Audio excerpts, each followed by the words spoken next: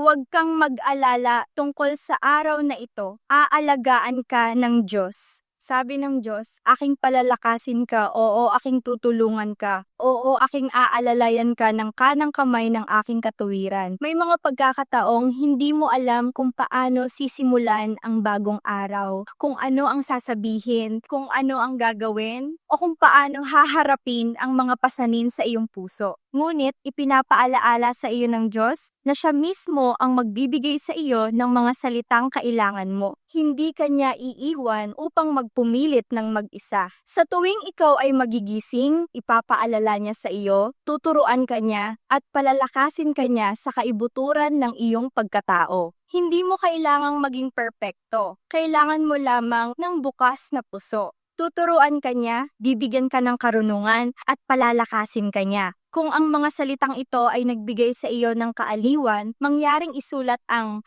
"handa akong makinig" sa comment. Kung ikaw ay nananabik na tunal na mapalapit sa Diyos araw-araw, na matutong tumahimik at pakinggan ang kanyang mga paalala at patnubay. Malugod kang inaanyayahang mag-comment ng matuto at sumali sa aming online study upang sabay-sabay tayong tumanggap ng lakas mula sa salita ng Diyos at matutong gamitin ang tinig na ibinibigay niya upang palakasin ang iyong pagod na sarili at pagpalain ang iba.